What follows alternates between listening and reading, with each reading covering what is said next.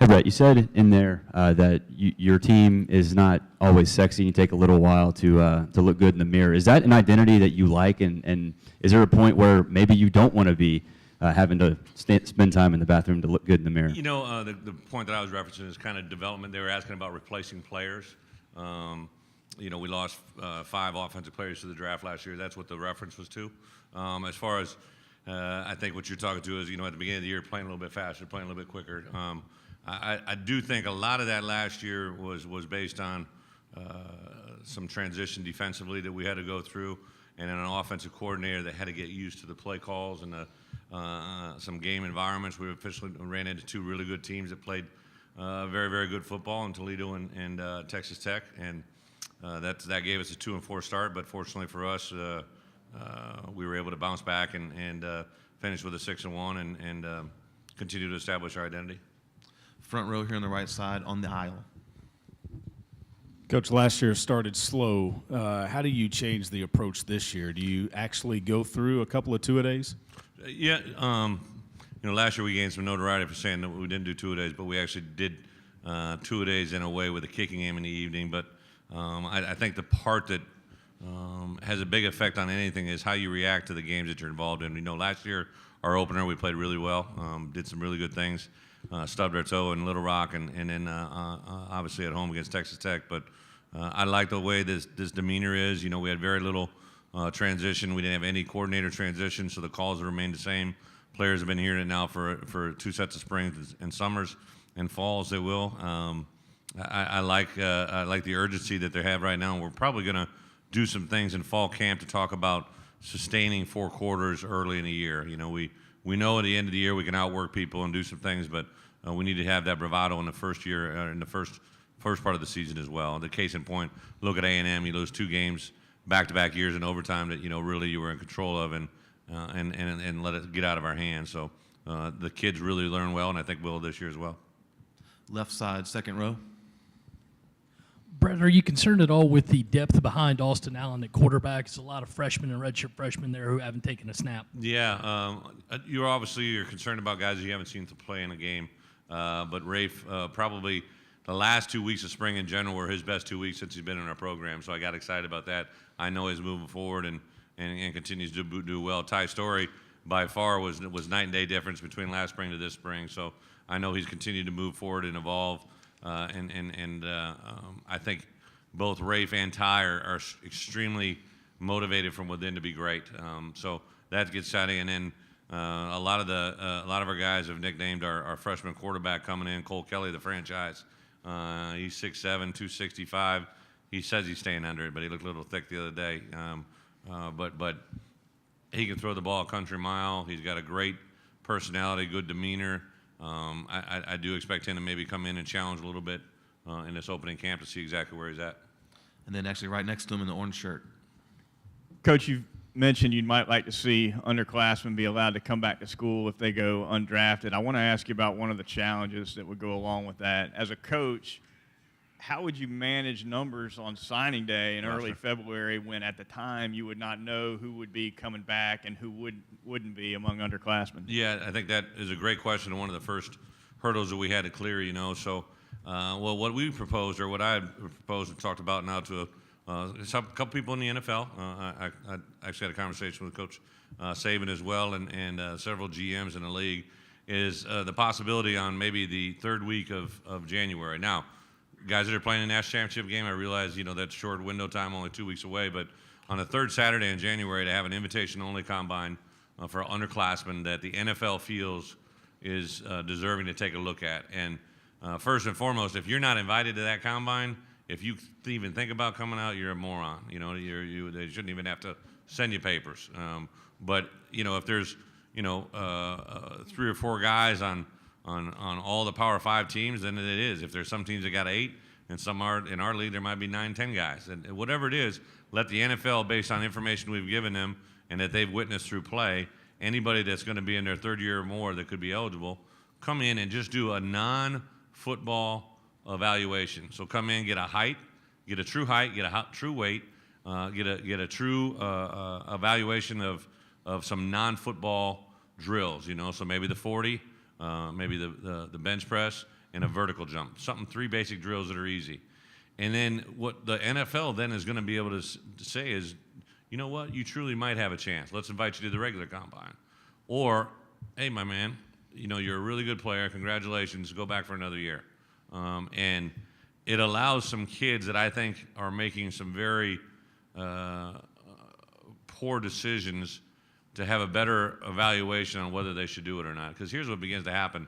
As much as you love your kid and as much as he likes you and as much as he believes in you in recruiting, as soon as you start talking about the ability to make millions of dollars, they automatically think that they are going to get lied to, that you are the evil man, and this new guy they met named Rick from New York or whoever he is that is telling you all, nothing against Rick or New York's in here, all right?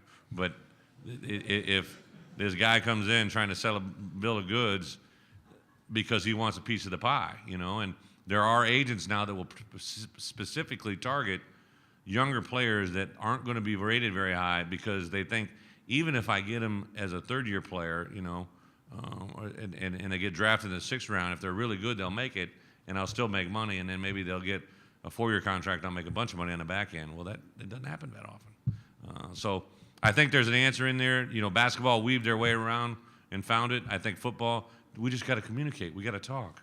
You know, just like anything else in this world, if we all just sit around and talk about it to ourselves, nothing's going to happen. But if we start talking to one another, I think something good could happen. And that would hopefully give you an answer 3 weeks before signing date in the answer to your question. Right side in the back corner. Coach, players blink and they go from orientation to senior day. You're getting ready for your 4th year. Is it just as fast for a head coach, or does it seem a lot longer with how much work goes into building a program? You know, I would say when you take it at generals, just step back and think about it. My wife and I were talking about that. She's come every media day with me, you know. She loves to come, I think, partly because you're connected to a mall, but that's a whole other conversation.